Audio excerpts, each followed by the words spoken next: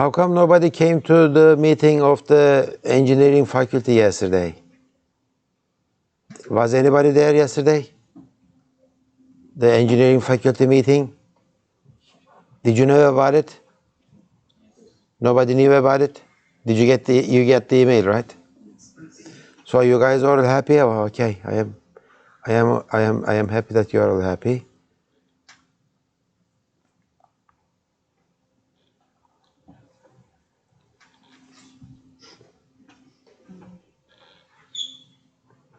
Why I am not? I don't have permission to. I guess I was logged in using a different. Yeah.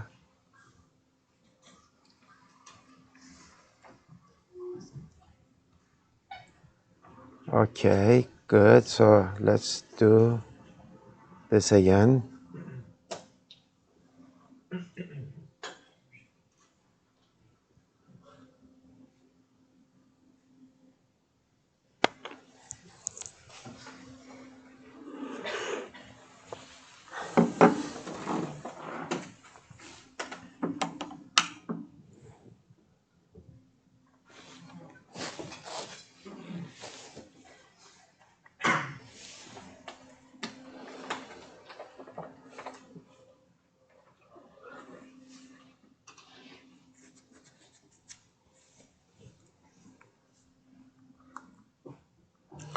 Abdurrahman is here, unfortunately. Çağla, are you here? Çağla? Buket? Salih? Bilal? Onur? Akif? Safa? Kamil? What day is today? Okay, so the first Çağla. Çağla Nur, are you here, Çağla? Okay, good. So how many people today? I got 261 to this one. 261, 40, it's like 75 or something like that. Yeah, sounds okay. Good. Okay, let's go back. Okay. So this one is a templated function and templated global function. It needs to instantiate this pair T, and to be able to do it, that T needs to define this operator plus, otherwise this will not work. Again, restrictions on type parameters. Good. When you look at the documentation of vector.h, vector.h says that the vector class, okay, it says that to be able to make a vector of something, okay,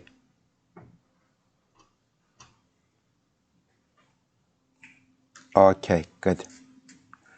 T must meet the requirements of copy assignable and copy constructible. Okay, so that's the requirement. Copy assign, that means that it is the assignment. So assignment should work for this T, and copy constructor should be available for this T. If you have these two, just these two, then you can use a vector for your class. If assignment operator is not copy assignable and copy constructible, well, just don't see those copies. Assignable and copy constructible, okay? You read it that way, because we are going to talk about copy assignment and copy construction. You already know that. If you meet all those requirements, just these two, then you are fine. You can use the vector class, and that means that vector is a very nice template class because it's very generic. It doesn't say that you need to specify the plus operator and this operator and such and such and such, right? You don't have to do any of those, and it will work for almost any type. Okay, I mean, I cannot think of any trivial classes that doesn't have any assignment operator or the copy constructor. Okay, maybe some rare case classes or the non-trivial complicated classes might have them, but all the classes up to now that we have designed and used, okay, they all define their assignment operator, or they use their default assignment operator, or they define a copy constructor, or they have their default copy constructors. Good, okay, so restrictions on type parameter, again, write classes, templated classes that do not restrict much your customer. Type definitions, sometimes some people feel that, okay, writing stuff like this pair, okay, it is difficult, so they do this type def. Remember type def from C? You say that I am going to give a name. I am going to give a name to parent. Its name will be pair of int. From now on, when I say pair of int, take it as parent. Okay. So pair of int is pair 1, pair 2. Both of them will be parent. Don't think this as a new type. It's a new name, right? It's an alias. So pair 1 and pair 2 are actually parents. Okay? Parents. So I can assign a pair 1 to a parent object. But these are definitely two different classes. And pair int and pair double,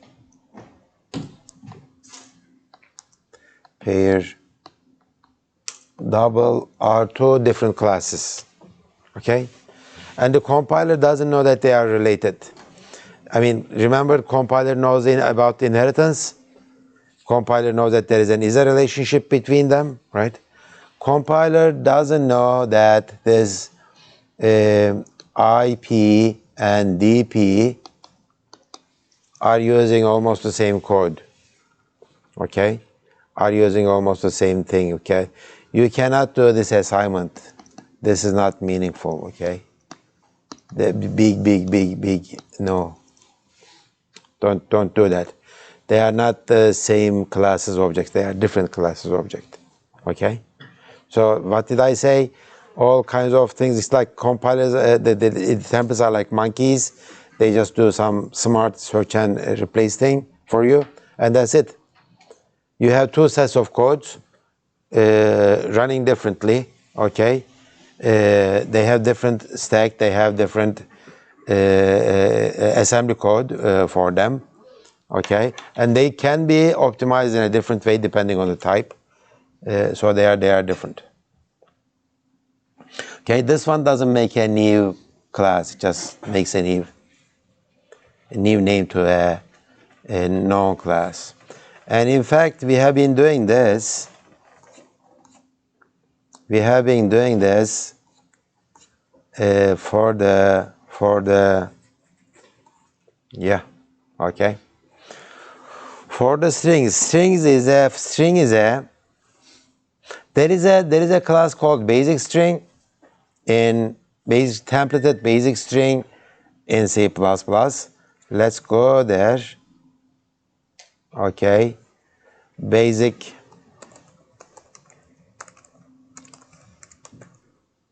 string.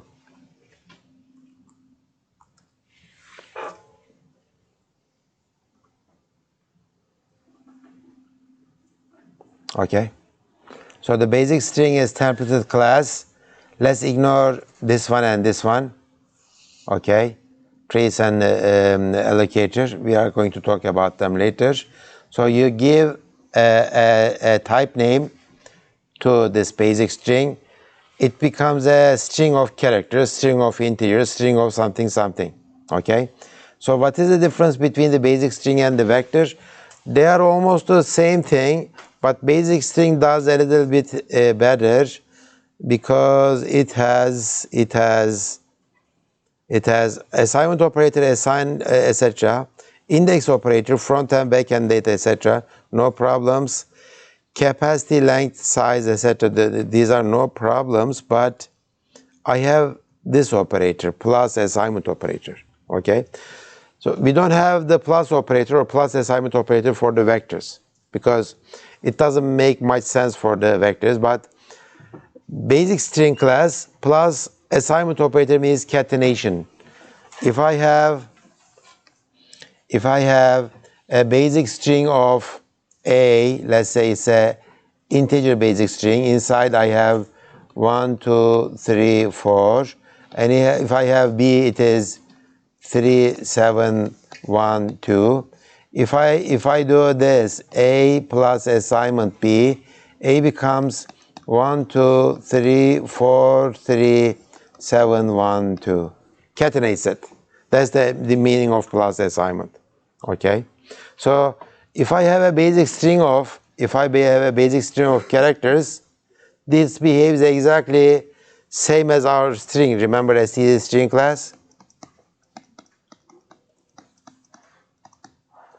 Remember our STD string class? It's behaving exactly same as the STD string class, and in fact, STD string is defined as type def, okay, basic string character string. Okay, if you look at the string header, string.h, somewhere there it writes this type def basic string. Okay, so we have been using this templated class basic string char as a string. If you put something else in there like W character or double or day of year, it's like a vector, but it's more than a vector because you have this catenation less than, greater, this less than and greater than or equal to, not equal to. Those are the things that are different from a vector. They are like vectors, but they are like vectors, but they are a little bit different than the vectors. Like what? Like I have this plus assignment operator compared to a string, and we don't have vector comparison, right? Substring, we don't have subvectors. Okay, find, rfind, and etc. So this kind of stuff is available for basic string class. Non-member operators plus, and these are equal to operator is there. What else? Yeah, see, this one is available too. I mean, stream insertion and stream extraction is available for the basic string class objects. None of these are available for the vector. Okay, good. And these are there too. So S to I is you give a basic string. Okay, you give a basic string to S to I function after C++11. It converts that string to an integer or string to a long or long, etc. Unsigned long, etc. And there is a toString function that can convert a, it is interesting, right? String is our character string. You can convert any basic string to a string using this function toString.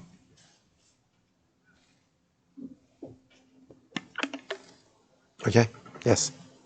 If strings are better than vectors and we can use it with any type, then why do we use vectors? I know string also uses vectors, but we can always use strings instead of vectors. Vectors? Yeah. Well, it does. I mean, when you do that kind of stuff, plus assignment and plus operator and etc., the implementation is kind of needs to take care of these operators. I don't know how the vectors are implemented. I don't know how the basic strings are implemented.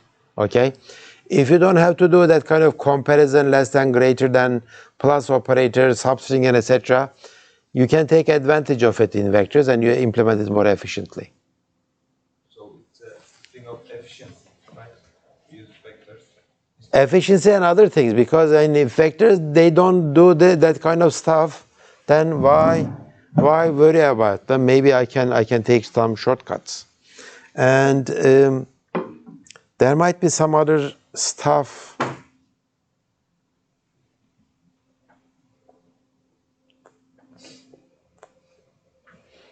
I need to just type this vectors versus. I cannot think of any other vectors. That's a very good question. Basic strings. Okay, vector versus string, C++. Let's take this risk. Not everything that you read in Stack Overflow is a... What's the fundamental difference? Check the docs. They have different interfaces. Yeah, thank you. They do not have different interfaces. They don't implement everything necessary to be an STL sequence container. But there, somebody says, we are going to talk about STL sequence containers. And I'm curious, why should I choose? String originally wasn't an STL container. Against the advance of the whole rest of the committee decided to make it one. This made it like a vector and removed the possibility of many optimizations. So it looks like somebody was thinking about, let's make this different so that we can optimize them differently. Okay. Somebody said that let's implement them like the same thing. So it looks like they are no any different. This, if we are trust this guy. Okay. So that was the idea. Let's keep them different so that we can optimize them differently. But later they are using the same piece of interface, STL container. And we are going to talk about that too. So that's a good question. My answer was not as good as your question. Okay. Good. Any other? Sometimes we have difficulty explaining why it happened this way, why we are doing this and this. Usually it is all historical reasons, right? Why do you think that the streets in Istanbul are not all straight? Okay, they do this and curve and they take a corner and that kind of stuff. That's because it's a historical city, and those streets usually follow the small rivers and creeks and the hills and that kind of stuff. Okay, and those creeks and rivers and hills are gone, but the roads stay. That's why they are not all straight. And the same thing, why, if they are implementing the same interface, string and vector, why are they different then? That's the reason. They had a fight in the committee meeting, and some stronger party of the fight implement the same interface, so we don't have any optimization, so they end up doing the same thing. This is what this guy says. So don't always believe what you read on Stack Overflow. Read more. Oh, okay, I am way out of time. Let's take some break. After the break, we will finish up this chapter and we will start talking about exceptions.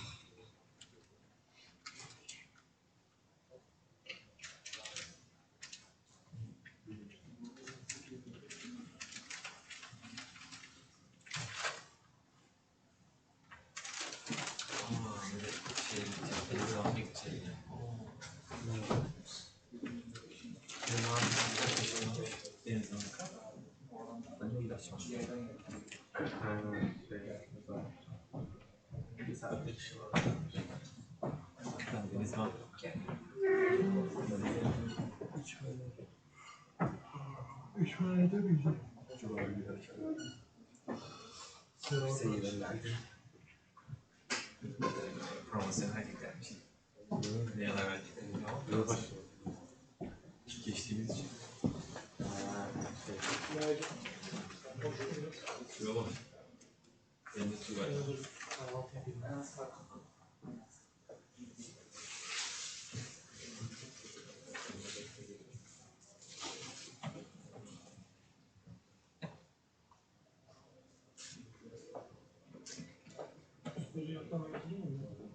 Okudun mu ya sen?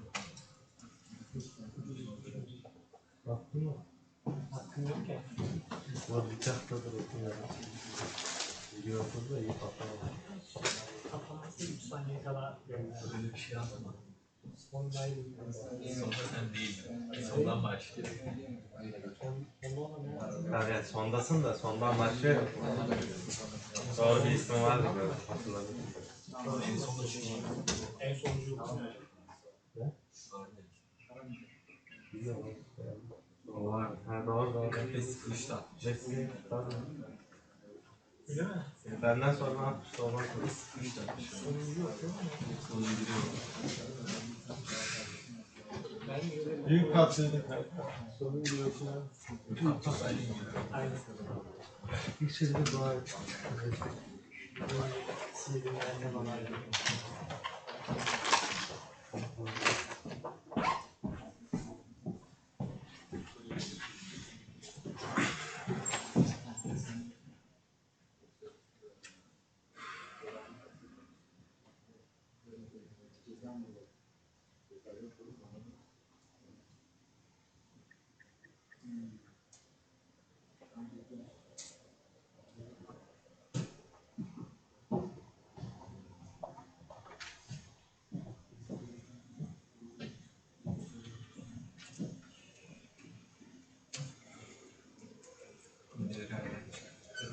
Sen öğretmen işi var mı? Bak. Şimdi. Kaçtı bir kere. Dayı oğlu sana ona göre numara yani. Aynen ya. Kaç tane yemiş?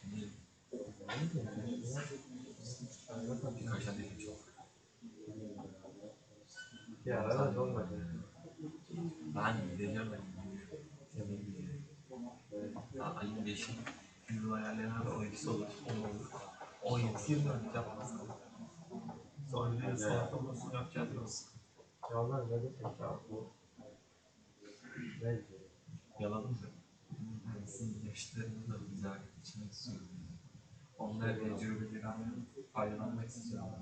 Ha yaşlarım mı? Onun sizin yaşlarınız, her sizin yaşlarınız. Çok bilgi alın. Yine gelin abi.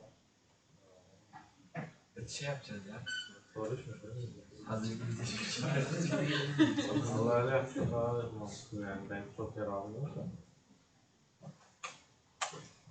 ama ben için güzel.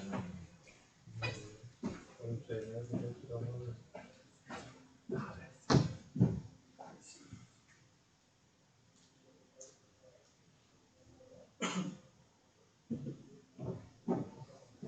Kendinizi kaçacak.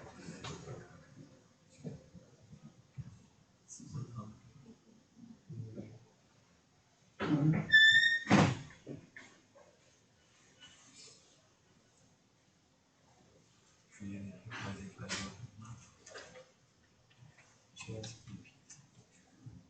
Neyse ne yapıyoruz? Söyle bakalım. Yeni çarşamba çıktı. Ne Her yapıyoruz? şeyi Doğru böyle bir muhabbet vardı bakalım. bana dedi Ne yapıyorsun? Instagram kullanımını Instagram bannerını değiştirerek yaptım ama ne yaptın? 100 saniye diyor. Flutur'la yazdığını Flutur'la yaz. Kodunu yazdığını kodunu yaz. Mobil direkt yap. Dedim ki kendi kitaptaki repomdaki bu repo bana ne anlatmak istedi? Bu kod bana ne anlatmak istedi? Anlattı. Ben de bana anlattım. Değil mi? Anlattım. Link verdim. Bu repo bana ne anlatmak istedim? Anlattım. Bir de şey yorum satırda yok kodda. Şey yok, bilgi de yok. Hiçbir şey yok. O da açık. Şey, bana SQL komutu yap dedi. Sen user taban olsun dedim. O şeyle, customer'la bağlantılı olsun. Bağlantıyı da order'larla yapsın dedim. Yazdım. Şurada kod yazdım.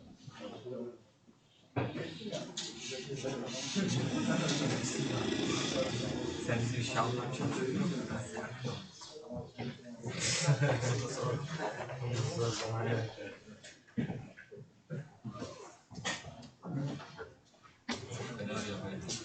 Lanet dersi, iyi giden tek dersim olması beni çok şaşırtıyor. Kim yapıyor? Ela basın.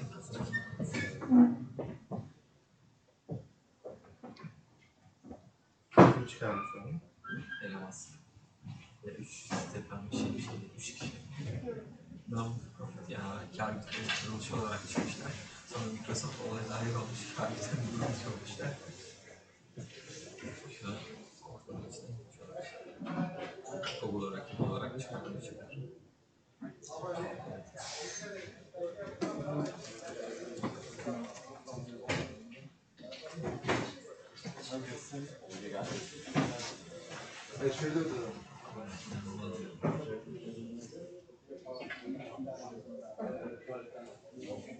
Sen de böyle.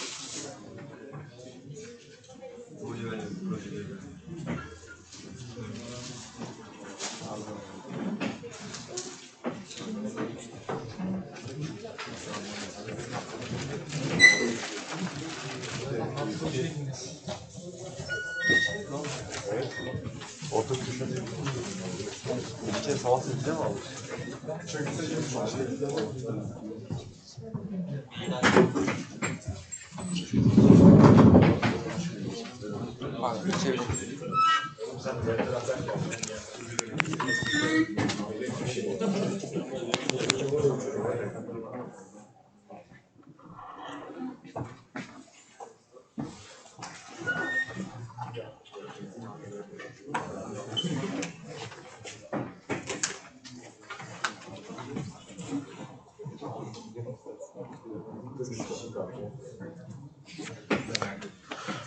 Okay, so there are predefined template classes,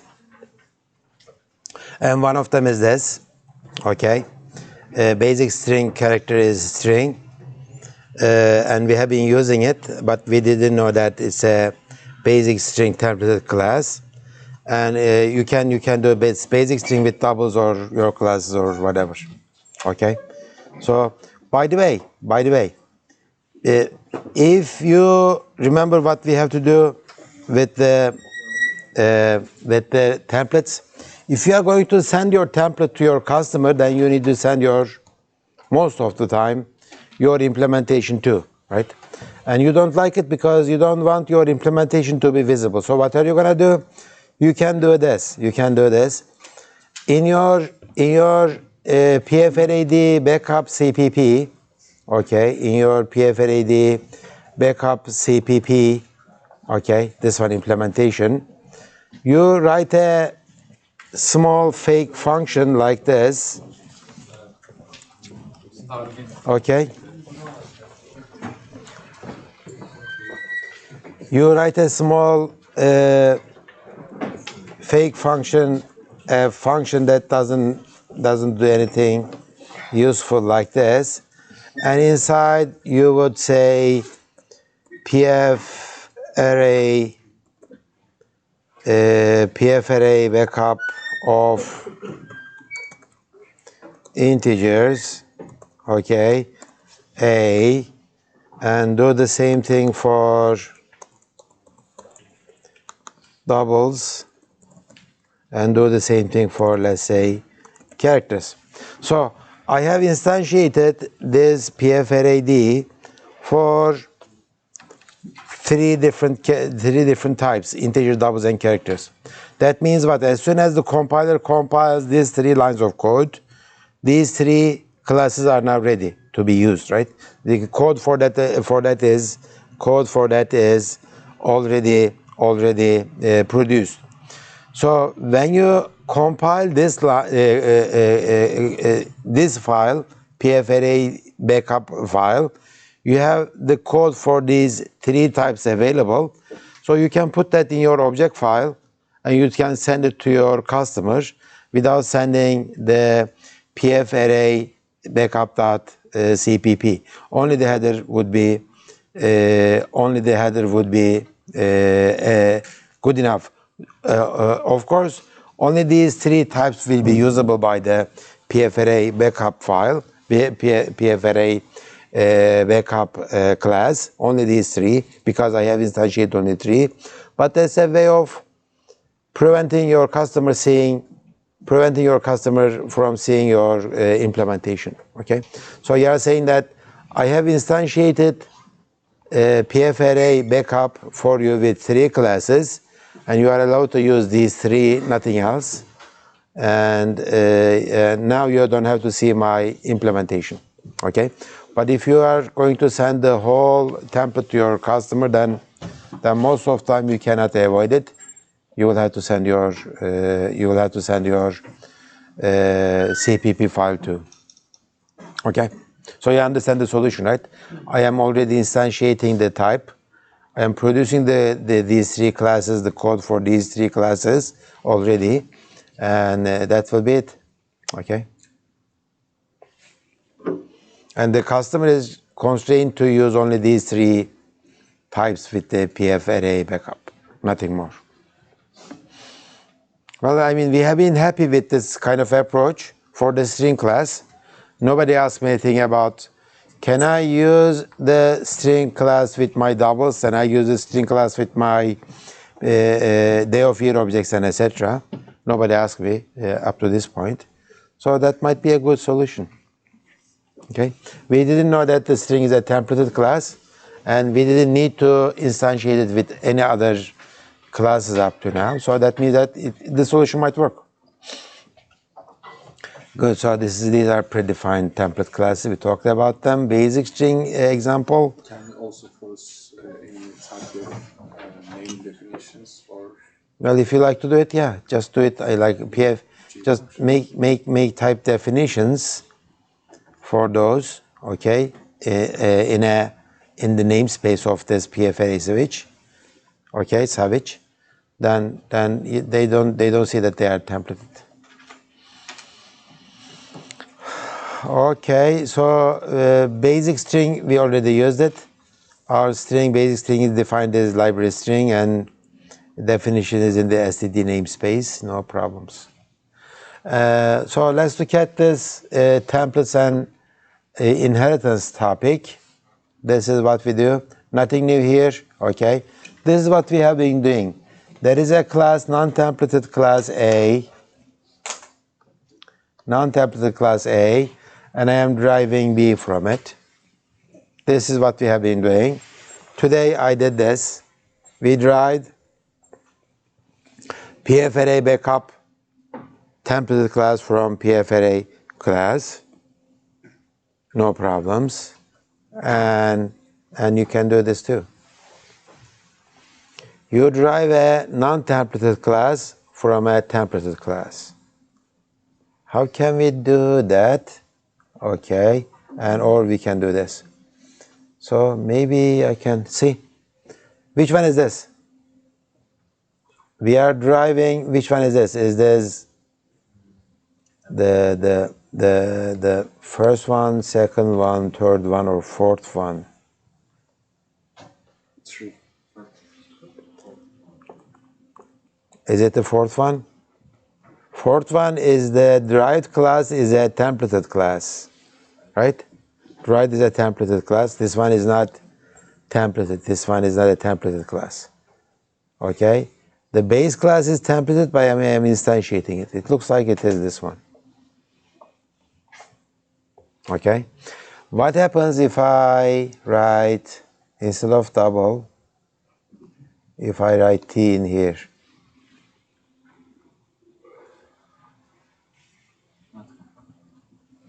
Well, in that case, this class has to be templated, right? Because I did not specify T, right? So in that case, it becomes this one. Of course, this notation is not correct because I need to put template at the beginning, template class, etc. So this notation is not right. So let me do it this way. Okay, good. So these are all possible. And lots of questions comes to mind, okay? What happens, let's say I have a, where, go to this PF array DH, and inside this one, I have a friend function F. This friend function, friend void F. Okay? So it looks like there is a global function F, which is the friend of this PF array class. But PF array is not a regular class, it's a templated class. Okay? So, do you think that that single single function f will be friend to all of the instantiations of this PF array.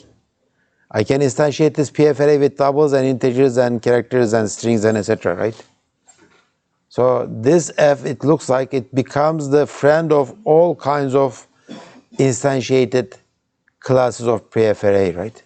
That's what it says, I guess, right? In that case, that will be it. But if this function f takes a parameter t like that, then in that case, there will be a templated global function f, and each templated function will be friend of the templated class with the correct type. Okay?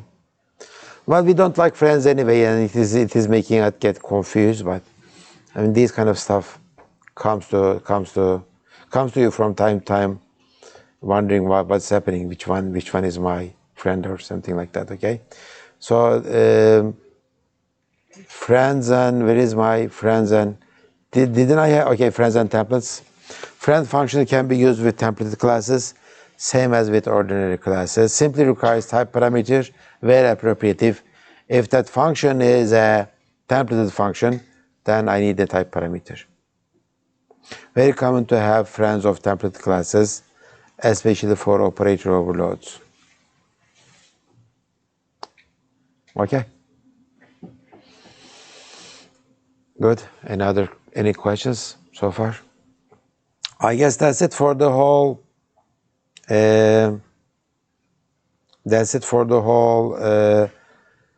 Templates chapter. I showed you the code from the book about templates.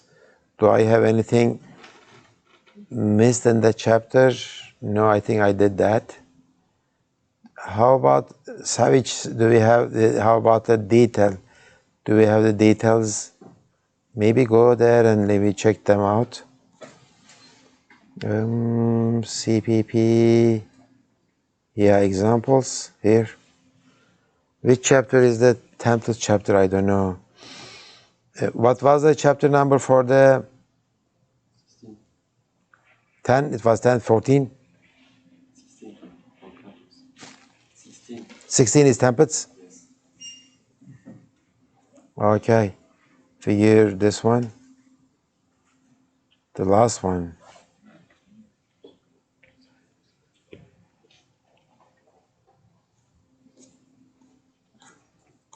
Well, this is not a very complicated, but let's check this out. Okay, int sum squares, I get two integers. Value times value plus total return, binary function. Oh, okay, so I did not remember what this was, but I'm going to. Should I download it and load it? You know, well, this is good enough, right? Yeah, this is good enough. Okay, so I have a simple function, this, and I have a templated class.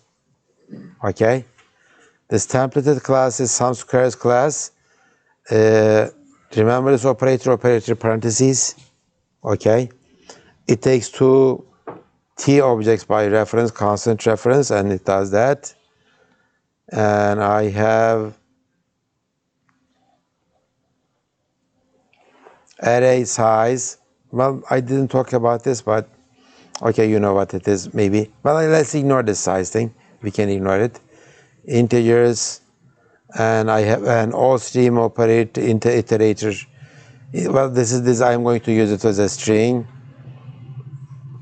Well, this is not a very good example, I guess. This is not talking about templates, but there's some specialized code. I wish I checked it out before I came to class, but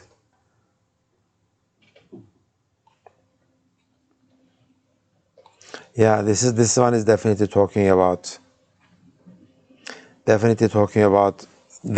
STL templates.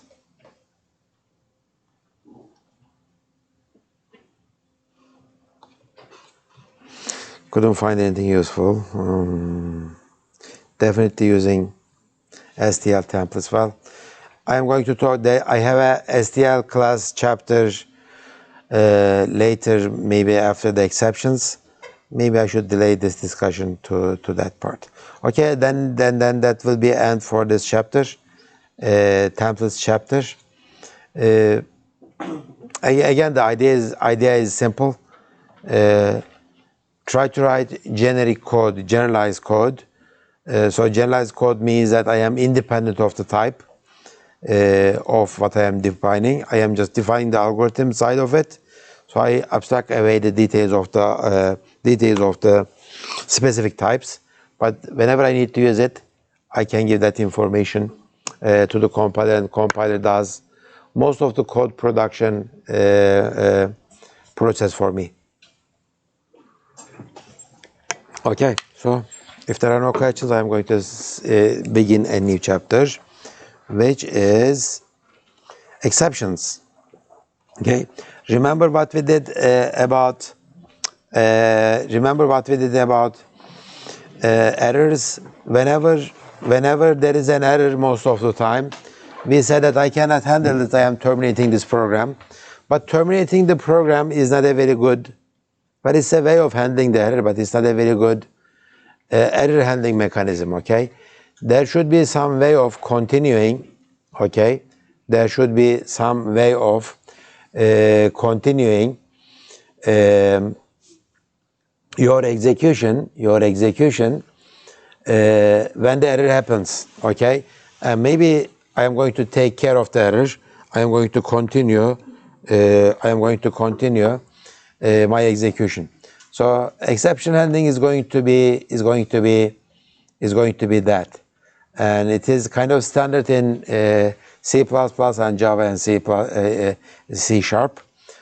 So most of the thing that I am talking about will be the same in the other languages. Okay. So this is what we are going to do. Okay. Exceptions indicate problems that occur during a program's executions, and they occur infrequently. There is an error happening, okay? I don't like that error. I don't like that error to happen, but errors happen. I need to handle it, okay?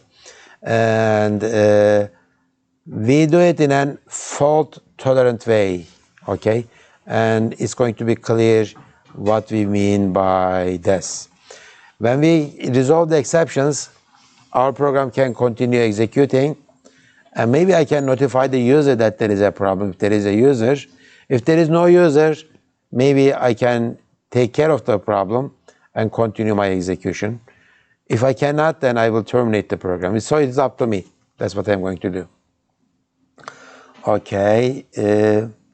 So we are going to talk about this fault tolerance in a few minutes. Okay, so usually this is what we do in C programming. I perform a task, I do something. For example, I open a file, okay? I open a file. Then after that, I check if the file is opened, because the file may not be opened, right? If the file is not on my desk, or if I am opening the file for writing, if the file is on a CD-ROM and etc. So there might be an error. So I check the error. If the preceding task did not execute correctly, perform error processing, right? Then I do some other thing. For example, allocate some memory. Allocate me 2 megabytes of memory. If I allocated it is right. If I cannot, it returns me a null pointer. Okay, I check it and I perform the error handling, etc. Then I do something else. For example, open a network connection. If the connection is open, then I am fine. If it is not, then I am not going to do the correcting. So what I'm saying is that in your code, usually, there is this green stuff, which is the right algorithm, which is the right way of executing stuff, which is the nicer part of the programming life. But programming life is not always nice. There will be errors, and we have to handle errors. And this red stuff handles those errors. Usually programs are like this. Green stuff, green codes, and the red codes. Red codes handle the errors.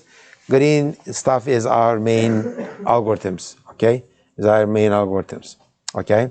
So writing programs like this is not sustainable, is not easy to write and design and maintain and read and test, etc. It's not that good, okay? So this is makes the program more difficult to read, modify, maintain, and debug. Instead, let's try to do something like this, exception mechanism. Exception mechanism does that, okay?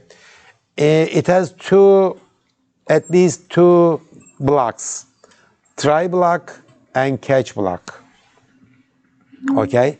Try block and catch block. In the try block, we assume that no error will occur. I will open the file will be opened, no problem. I will allocate the memory will be allocated, no problem. And I will do the network connection and a network will be connected, no problems, okay? This is what I assume. And if things go right, try block is the block that where I like to live in. But life is not as this beautiful. Things happen. When the things happen, this exception handling mechanism does that, okay? When the file is opened, the file opening code throws an exception if there is a problem. And that exception is caught by this catch block, okay? Catch block catches this exception and handles the file error. If there is an allocation problem, it throws an error and this catch block catches it. If there is a network problem, it's going to catch it. By the way, this is kind of an abstract picture. This is not real code. Usually our real code is like, okay, catch exception, but this is a file exception file. And this one is catch exception memory. And this one is catch exception network. Okay, so each catch statement is a different one. Okay, I am catching the errors thrown by this piece of code. Of course, your code should be written that way. If there is an error, it should throw an exception. But when I read this part of the program, I don't think about errors being happening. Okay, all I am saying is that this will be all fine. I am not going to assume that error will happen, and I am not going to write this kind of normal logic of your program and the error handling your logic program. This is difficult to write, and this is difficult to maintain, as I said before. So that's what we are going to do. Let me show you a quick example immediately. This is our main function. Very specific, very simple code. In my main function, I have number 1, number 2, and result. I get 2 integers from the keyboard, and I do this.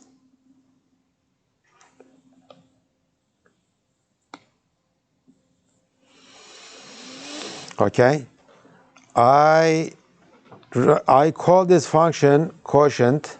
Okay, it just divides this number by this one, and it should know the result. So it is number 1 over number 2. Just very simple division process. That's it.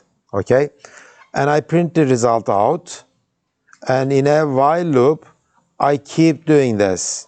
Okay, in a while loop, I keep doing this until the user hits the end of file sign, which is Control D, right? So I do that. So I go to the top of the while, again I do that, but see, there is a try statement and there is a catch statement. This one says that if the things go right, if there are no problems with the numbers, you divide this one with this one and result will be printed. Get the numbers again, divide it and print it. Get the numbers again, divide it, print it. But there might be something wrong going on, right? What is the exceptional thing that can happen here? Error. I am not checking for something. There is a serious error that can happen with this code.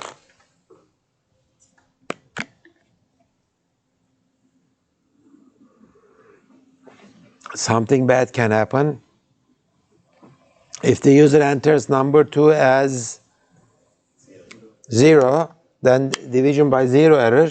So what am I going to do with division by 0 error? If that happens, if this quotient function written properly, Okay, it throws an exception, division by zero exception, and I am going to catch it by catch division by zero exception.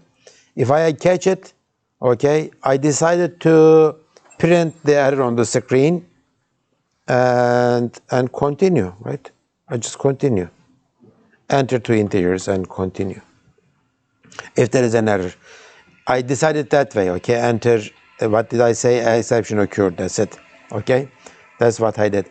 I could have terminated the program, I could have terminated the loop by breaking out of the loop, I could have called another function to do something, or maybe I could have added 1 to the number 2 so that it doesn't cause any division by zeros, etc. Okay, so this is the nice part of the algorithm. Algorithm is very simple, very stupid algorithm. It just divide one number by one integer by another one. Okay, that's the algorithm. But I assume that this part of the code, this is the green part. Okay, this is the green part. I assume that nothing bad will happen. If something bad happens, well, only one thing can happen that's bad. Okay, it is number 2 being 0. Then that error will be caught by this catch statement. But I didn't show you how I write this quotient function. Let's go to quotient function and let's read it. It takes two parameters, denominator and numerator. If denominator is 0, then that's a bad thing, right? I say that I cannot continue. I'm going to throw an exception. Throw divide by 0 exception. Divide by 0 is a standard C++ std class. Okay, I make a new object of that class, divide by 0, and I throw it. Okay, as soon as I throw this exception, this function ends. Okay, this function ends as soon as I throw that exception. This function ends, and the control is back to this part of the program, but this part of the program cannot continue because exception is thrown. Who is going to catch this exception? I am in a try block. This catch block is going to catch it if the thrown exception matches this one. Okay, thrown exception is divide by 0 exception. Caught exception is divide by 0 exception. Now I catch it. The thrown object is this node now. Okay, and I am handling it. So what? What am I going to do? When you write your functions, when you write your code, if you cannot handle something, you don't say, I am terminating or I am something like that. If you cannot handle something, you say that I am throwing an exception. Whoever called you is responsible for handling that error. Whoever called you. I cannot handle this, I am going to throw an exception. Okay, whoever calls me should handle this exception, and whoever is calling you should take care of exception by writing this try catch blocks. When you write this code, okay, in the command section, you say that I am going to divide numerator by denominator, but if the denominator is 0, I am going to throw a divide by 0 exception. That's what I'm going to do. Okay, so if we do that, then this picture would be possible. Put all the nice green stuff. Okay, your main algorithm, error-free algorithm. Okay, your rosy world. Okay, will be in the green part, in the try block, but I know that if there is an error with any of them, they will throw an exception. As soon as the exception is thrown, I will catch them either with the file exception error, or the memory exception error, or the network exception error. Okay, so you know what kind of exceptions can come from any of these green boxes. Okay, so if we come to the beginning of this chapter again, what did we say? Exception handling. Okay, can resolve exception. I can allow a program to continue executing. After I handle the exception, I can continue, or I can tell the user that something happened, or I can terminate the program. And this makes our program robust and fault tolerant. What is fault tolerant? Whatever happens as a bad thing, I am tolerant to it. I will handle it because I know all possible exceptions, and I wrote a catch statement for each exception. Because the documentation of the functions that I am calling have to tell me that what kind of exceptions they are going to throw. If I write a catch statement for each possible exception, then I should be fine, right? If that function doesn't throw an exception for a problem, then that's function's problem, right? That function is not implemented, right? If I don't implement a catch statement for a possible exception from a function, then I am in error. I should not do that, okay? I should always include a catch statement for all possible errors that a function can throw. Okay, that's what we mean by our programs are robust and they are fault tolerant. Okay, so when you look at the standard C++, when you look at the standard C++, for example, documentation, when you call something, okay, for example, let's go to the vector. Do you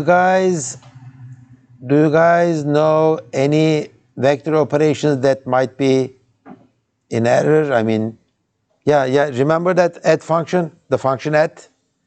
What did we say about that? It says it is same as the index operator, but if I am out of range, if I am out of range, then it is, okay, let's do, where is my add? Do I have index operator function? Where is the operator? Operator, yeah, here's add, okay? So this is the add function. Remember, operator index and add are the same, but if I am out of index, bound, less than 0, greater than the maximum size, add is going to give me an error. Let's see what kind of error it is. Okay, says, see, when you call that function add, it returns you the value at the position of the given parameter. If your index is out of range, then it throws this exception. Okay, out of range exception. So any code that uses this function add should use it in a try statement, and you should write a catch statement for this out of range error at the bottom. This guy doesn't sleep at home at all. Just he takes his sleep all the time. No, don't wake him up. Just you go back, sleep. Yeah.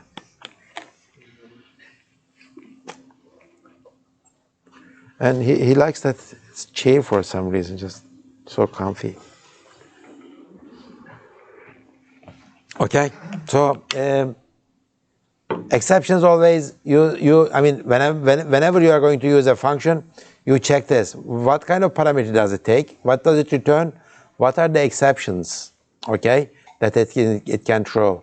I need to provide this parameter. I need to take care of the return thing, but also I need to write a catch statement for the exceptions. Okay, that's how we write codes. What else a vector can throw? Can you guys think of anything else?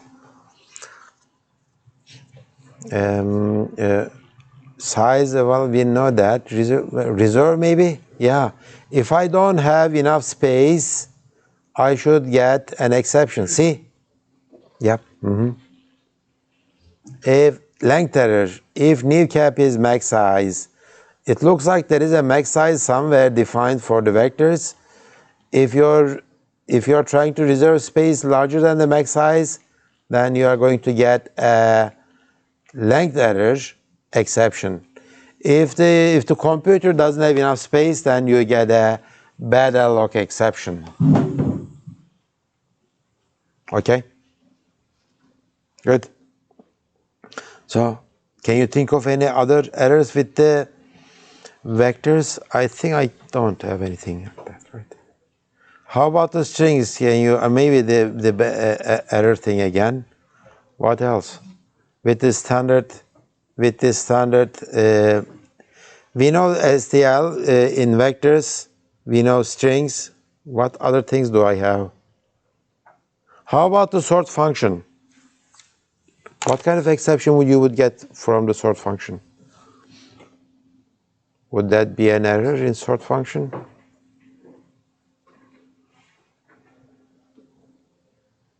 If I don't provide the less than operator to the sort function, well, that's a compile error. That's not be a.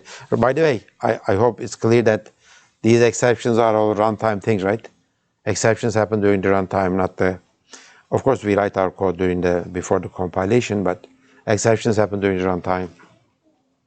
An exception, as the name implies, should be exceptional things. You don't use this mechanism. Where is my mechanism?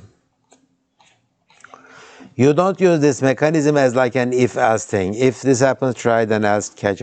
No, these are definitely exceptions. These should not happen at all. But if it happens, I can handle it. Because this try catch thing is very expensive. Throwing an exception is expensive. Okay? Catching is, the handling is expensive. So if your regular algorithm flow includes throwing something and catching it, then your design is wrong. I mean, this should be really an exceptional error cases. Exceptional error cases. Okay. Good. Okay, let me continue in that case. Class exception is the standard C++ base class for all exceptions. And you usually write your exception class. Driving your class from exception or directly throw that exception. Let's go to C++ exception class.